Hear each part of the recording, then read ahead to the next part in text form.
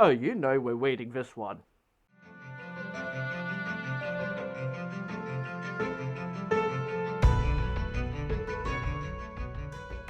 Hey guys, Blazie here. I did not plan on doing a video today. I filmed a bunch of videos yesterday and it wiped me out. I was really tired. But then I saw this article. And you know I love a good article. I really do. And I just can't help myself. I know it's clickbait. I know it's clickbait to hell. Especially, they're not subtle at all. They're not subtle in that wording at all. It's something I should probably censor it, but I'm not making money at the moment, so who the hell cares? it's it's interesting. Maybe I will censor it. I don't know. Probably not. I probably can't be bothered because it's going to be a very interesting article. That's for sure. Um, when do I get to see Mr. Wolf's cock? Why some furries are losing it for the bad guys. A new animated feature is getting a lot of love from one particular corner of the internet.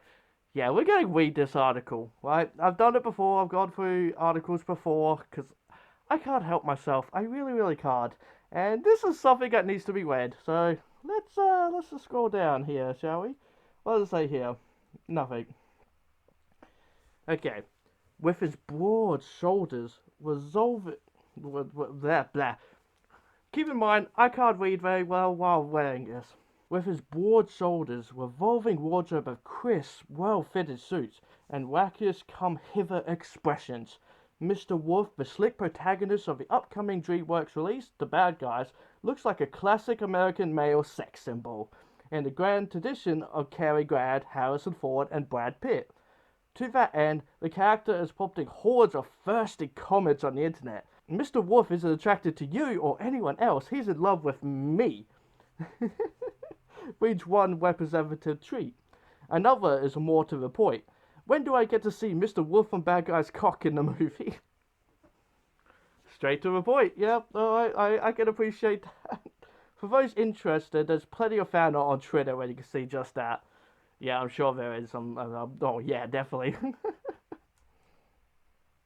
Because Mr. Wolf is an actual wolf. I mean, he's not an actual wolf. He's a cartoon character. He's a cartoon wolf that stands on two legs. Actual wolves don't stand on two legs, so you're wrong. I be it one voiced by reportedly human actor. Reportedly human actor. What? What kind of wording is that? I'm pretty sure he's human. By Sam Rockwell. Most of the people posting about Mr. Wolf are furries. Yep, a term used to describe those who enjoy dressing up as or drawing anthropomorphized animals. In short, yes, despite most popular conceptions about furries, not all people in the fandom harbor sexual attraction to anthropomorphized creatures. But many of those currently thirsting after Mr. Wolf certainly do. Perfect. Genius. Great writing there. I love it. I love it. You know, like it's just, it's a whole thing of just like there's so many articles now or like things where it's just like, oh no, furries don't have sex. Like furries aren't all about the sex, but these ones are. But it's just like it contradicts itself. But like I get it. I get what he's trying to say there. But it's like, yeah, a lot of furries are thirsting after this character. So yeah, he is kind of white. They're kind of white. The fandom is going wild for it right now. Kaba Safot, a digital artist and fursuit maker, says of the bad guys. Oh, okay, so yeah, an actual person. Actual phone. I think that resonated in the fandom is the main character, Mr. Wolf. He's a suave guy, a fun art style that really appealed to the artists in the fandom. Yeah, I guess, yeah, the whole suave kind of. He's not very suave, though. He's a bit of an idiot, from what I saw in the trailer, anyway. Like, yeah, I get what he's mean. He's in a suit and all that. And that definitely would be appealing to a lot of people. And then the art style in particular. The art style is very cool in the movie. I'll definitely agree to that. And, like, he does do a lot of facial expressions that people could work with, and for, like, a lot of artists could work with. So I understand what he's saying here. Although that's someone else saying it, I think, yeah. Kaba, whatever, digital artist, yeah. Almost immediately after the trailer dropped late last year, furries gravitated to the bad guys, and to Rockworld's character in particular. On TikTok, the #1 bad guys hashtag has nearly 100 million views, with the top videos largely being thirsty fan edits of Rockworld's character. Yeah, sounds about right. There are more than 1,000 pieces of bad guys themed fan art on the not safe for work furry art site E621. Yeah, yeah, there's definitely a lot more than 1,000 by this point. Yeah, yep. Most of which feature a muscle-bound Mr. Wolf in various states of concupiscence or in compromising positions, from Diane Foxington, a sultry power suit wearing Fox played by Zazie Beetz, or Shark played by Craig Robertson. Again, another great little sentence there. Yep, I like that for muscle bound, Mr. Wolf. Yeah, in particular, yeah, he's muscle bound. Not really. Like I've seen a good couple of it where he at least looks fit. You know, where he looks fit, not so much muscular. Like yeah, there's maybe a couple little pieces, but it's more or less he's just fit looking. I have not really seen very much of him with Diane Foxington. Yeah, sure, it's because I'm gay and like I don't particularly go looking for, well, at least I'm bi anyway. But yeah, I don't particularly go looking for female characters. So it's not one I normally see. But even then, when just going through like normal like yeah E621 kind of fan art, blah blah blah kind of stuff, I barely see her. You know, but that's the straight people making sure there's some straight artwork in there, and I do appreciate it. I absolutely understand, and the lesbians, of course. Um, but yeah, definitely Summer Shark, of him and Shark, kind of, sort of, mostly just other characters, just other OCs, I should say, with Wolf. That's for sure. Mostly just that, and a lot of Snake as well, because gotta have that Vor in there. One tweet with more than 6,000 likes features an anthropomorphized wolf lustily sniffing Mr. Wolf's castle. Why do you need to tell us that? Why? What? Why? Why is that in this article? I'm pretty sure that's just a meme image. So I wouldn't even call it like porn or sexual or anything. It's just a stupid meme image, I assume. Anyway. Furries on message boards like Fur Affinity also started drawing comparisons between Wolf and Nick Wilde, the widely Fox protagonist of Zootopia, voiced by Jason Bateman, who is prevalent in furry fandom art and at cons, indeed. And nearly 10% of all tweets that applies to DreamWorks Bad Guys trailer include the word furry, according to TrendMap data. I mean, yeah, probably. That's very cool artwork there, Joseph's art. You're welcome for the show, whatever, the shout out, whatever. Nice art. Of course, The Bad Guys is not explicitly a furry targeted film. It's a movie about animals, yeah, because it's based on a book. That's it. It's based on a book. It's for kids. I guess kind of sort of family film-esque, but mostly just for kids. It just happens to have a hot wolf in it. At least that's what us furries will say. I don't really care. He looks kind of bland to me. If anyone's wondering, to me, I'm not very interested in him. He looks kind of bland. Personality-wise, he seems just like main character, generic. Like, that is something I liked a bit better with Nick Wilde. Not just because he's a fox, okay? Okay? It's not because he's a fox, it's because he has a personality there. You know, he's a sly fox. That's what he is. So, there's a personality there. While I don't know if Mr. Wolf really has that much of a personality kind of thing, or he's just, a wolf character, main character. I don't know. Anyway, oh, I see a line in there. It's aimed largely at families and children, albeit with a few potentially adult jokes thrown in. A moment in which Mr. Wolf pricks his ears in response to hearing "good boy" for assistance could be viewed as a natural canine reaction, or as an example of a protagonist with a praise kick, according to some in the fandom. Oh god, I love that they included that line in there, because yeah, a lot of people just went, "Oh shit, he's got a praise kick." Which, no, it's a joke. It's very much just a joke. Because he's a canine, you know, if you say good boy to a dog, they start wagging a tail. That's all it is, it's just a joke. But yeah, a lot of people just went, oh my god, he's got a praise kick. Probably for a joke as well, but let's be real, that's like legit people who go, no, he has a praise kick. And god, I hate those people. It's just like, no guys, it's just a joke. That's all it is. But no, there will be legit people who will argue with you, basically. I have come across them before. That said, it's not at all common for furries to look to mainstream entertainment for inspiration for their own fan art, stemming all the way back to the days of Disney's Robin Hood, an unofficial furry classic, says George Squares, a furry LGBTQ author. An unofficial furry classic? Ah, yeah, okay. It's not official furry stuff. Fair enough. Most people in furry subcultures remember the shirtless dancing buff tigers using Zootopia's marketing that most look to more or less means, hey furries, you know your community has an eye for muscular forms, so to speak, he says, and we undeniably do. Furry is a nexus for queer art and queer people, and it's one of the few places in particular gay men and masculine queers get to have some decent representation in our media, and queer men and masculine people are kind of starving for that. Yeah, fair enough. Yeah. I guess, like, we know, but like, saying, like, hey furries, no community has an eye for masculine forms. Not really. Like, that's another kind of, like, it's not a niche, but it's a particular kink, I guess you could say, or whatever. Like, people like the muscle kind of bound ones. I'm definitely starting to get there. I'm starting to like pecs.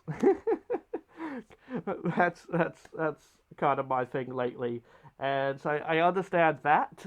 I understand liking like the muscular forms of that, but I wouldn't say that's like a representation or like someone thought, oh yeah, furries would like in particular very like muscular men kind of thing.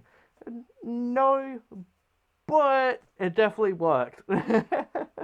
I mean, look at like Mr. Wolf. Everyone is going after Mr. Wolf, and he doesn't have a muscular form or anything like that. You know, he's a very basic kind of suit-wearing dude.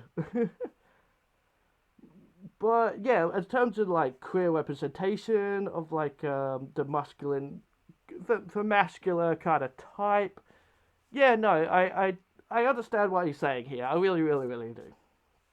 But I wouldn't say, yeah, it's particularly them going, hey, we know furries have an eye for this.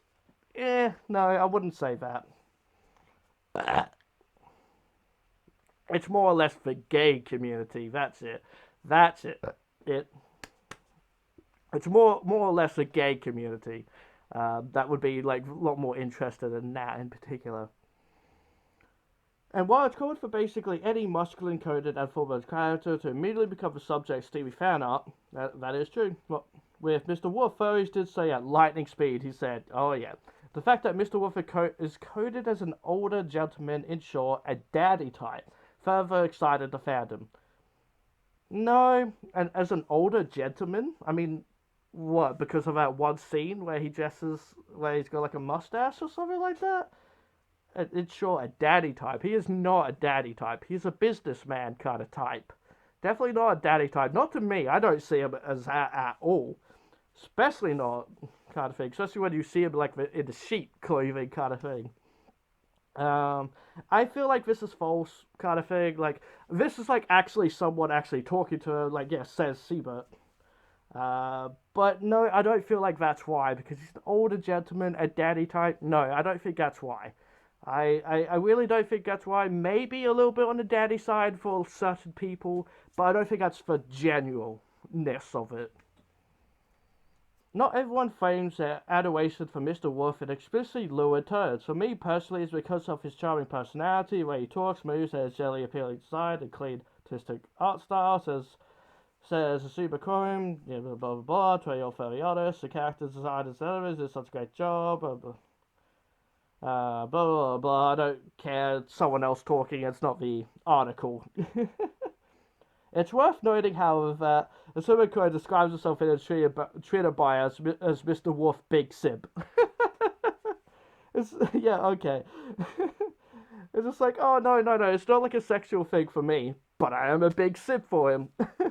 Good job there. What else? Nice art. Da-da-da-da. Within the fandom, there is an open question as to how aware DreamWorks other film companies are of the fact they have such a large furry audience. Very true. It is definitely an interesting, curious thing. Or whether they're explicitly trying to target furries in the first place. Such speculation of rampant upon the release of Zootopia in 2016. The film is entirely about anthropomorphic creatures and furries. Suspicions appear to have been confirmed when BuzzFeed News reported that that a representative from the Walt Disney Studio has reached out to a furry fan organization or encouraged them to promote the film on social media. Now, I don't actually know how well that is, but I do generally know that like Disney did come out and be like, yeah, show your first look photos, show out like your first look photos at the cinemas and everything like that. Yeah, go ahead and do that. So yeah, definitely I feel like yes, this was kind of sort of targeted towards furries. Not completely. I feel like the idea was just like this, like, you know, really interesting idea. And then they realized, oh, we could also market this towards furries. And so they did that and it goddamn worked. But then yeah, but I do generally know, like I've met one that there is furries in Disney. I've met one of them. They came to a convention one time. Um, and yeah, I overheard a conversation where they're just like, oh yeah, no, there's plenty of furries in Disney. We just don't talk about it. We're just not allowed to talk about it, basically. Yeah, so they're out there. They're absolutely out there. And yeah, I definitely would feel like as well with DreamWorks and all that. Yes, they don't make as much furry themed kind of stuff. So I feel like there are some that aren't fully aware. God damn it. I do feel like there's some that aren't fully aware. But at the same time, let's be real, they are aware. They are. It's just a matter of like yeah, so the whole idea is like no, like it's targeted towards kids. It's absolutely targeted towards kids, but they underestimate furries into what we like. They underestimate us. There's some debate within the fandom over how insidious this practice is, or whether it effectively constitutes furry baiting without actively embracing its furry audience. Many furries I spoke to have denied that's the case, and that the character design for bad guys is visually appealing whether you're furry or not. Very true. I really, really love the art style. Simple as that. Says a furry artist. Others, however, are more skeptical. No, I feel like people are just trying too hard to think, oh yeah, this is furry bait. This is like for the furries, you know, like this is. This is furry bait article. This is because like the good boy thing. It's a joke. It's a joke because he's a dog or canine at least. Um, and so the joke is you say good boy to a canine and their tail wags. But the furry fandom went, he has a praise kink. But it's not. It's a joke. And so I do feel like there's a lot of furries that just go, oh, this is for furries, this is furry bait. But no. Zootopia in general is a very interesting idea. The whole idea of like, I mean, it's Beastars, basically, and sure, the whole idea of like herbivores and meat eaters and living together in a town. And it's an interesting concept. It's an interesting idea. It's just what yeah, but yeah, it is still a kids' movie. It still teaches us like lessons and all that kind of stuff. Like they pretty much, yeah, who the bad guy wasn't the meat eaters. It's then the bad guys are just what we think, kind of thing. You know, we automatically go, yeah, the meat eaters are the bad guys. It's not the case. The herbivore was the bad guy. And I'm sure that's exactly going to end up being in the bad guys because it's like, oh no, they're all like bad, you know, they're all like bad animals and all that. But I'm sure in the end they're not actually going to be the bad guys, kind of thing. Um, yeah, you know, yeah. Um, you know, there's like just certain moments, you know, like I've joked about and I've joked about vor. I've joked about a lot about like the snake and like doing like a lot of vor scenes in that movie. But I do it for a joke. I do it for a joke. I don't feel like it's just simply the animators being like, okay, let's do vor. Let's do vor to attract the furries. Furries like vor. Let's do it. I don't feel like that's what it is. I feel like it's just simply a joke. Or it's, it's in the books. From what I heard, apparently it is in the books. And and I don't feel like that's furry clickbait. It's just, or like, yeah, furry bait, sorry. I feel like it's just simply a joke. That's it. I understand the difference, and I don't feel like there's a lot of people who do understand that difference, basically. I do think Bad Guys is trying to appeal to an adult furry demographic, but I would need proof of intention to call it baiting. I think there's some very suggestive things in the advertising. Like what? The vor? Again, the vor? Maybe. Maybe. He loses his pads at one point, but again, that's just a very basic kids joke. Um, I don't, I don't feel like there is. I don't feel like there's furry bait in the trailer. I feel like that's just furries getting it into their heads, or just like they automatically like this character. They like Mr. Wolf, and then they start to think, yeah, this is like made for me, when it's not. It's just, yeah, I don't. I for one, yeah, I don't feel like the bad guys is simply furry bait. I really, really don't. Maybe just that tiny little bit with the wolf. Every other character, no, no. Because obviously, yeah, with Snake, he's a snake. He eats things whole. That's kind of what snakes do. So it makes sense to have like a vor seed with him or something like that. And because it's animation, they can make his belly big. It doesn't really matter. But that's just my thinking anyway. And while he doesn't think the type of audience and while he doesn't think this type of audience baiting is inherently bad unless they comparable to queer baiting, oh gosh. It's not queer baiting at all. It's absolutely 100% not queer baiting. Maybe Zootopia was, at least with the tigers. I'll 100% say that for sure. But this is not queer baiting at all. Absolutely not at all. It's nothing like that. He does think it reflects a larger absence of queer representation in mainstream media in general, sort of like have your cake and eat it too situation of casting a wide net. Why is this queer baiting? God damn stomach, fuck off. Why is this queer baiting? I am just. Oh wait, neither Rockwell nor Bad Guys director Pierce blah blah blah blah immediately returned a request for comment. DreamWorks declined to comment. They actually tried to get them to comment. Now that could be just a complete lie, because I feel like every news article tries to get them to say something, and it's just. But yeah, so that could be just an outright lie. But oh my god, that's hilarious. They actually tried to get DreamWorks to comment on like, hey, what were you queer baiting the audience?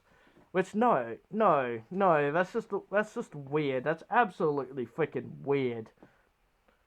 No, no, he's just meant to be a suave character, if anything, with a suit and everything like that.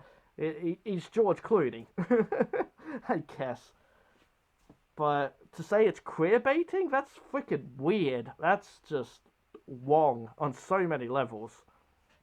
You're you're getting it into your head that it is. It's not. It's clearly not. It's just a kids movie that just happens to have a good-looking wolf in a suit.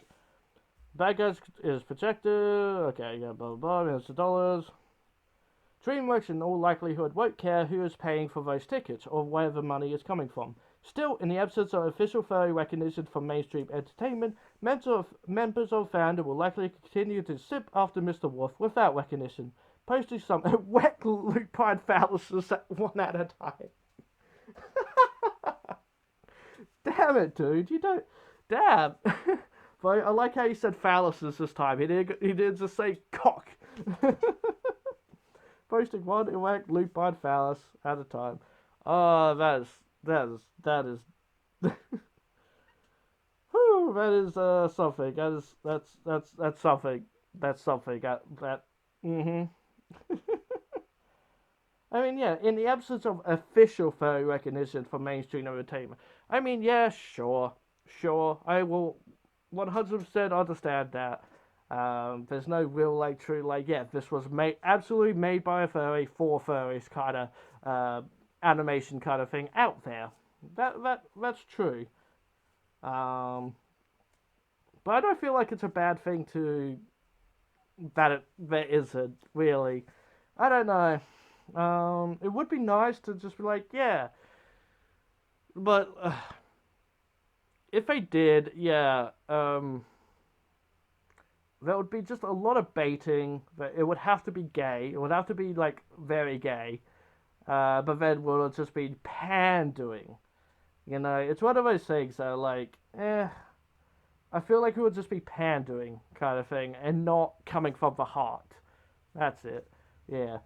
Anyway, this article was something. That's for sure. That's for sure. I hope this video has come out good.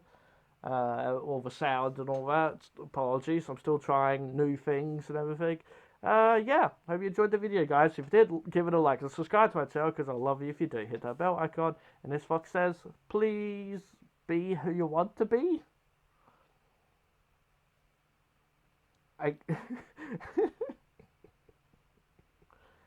Be who you want to be, guys. Alright, bye for now.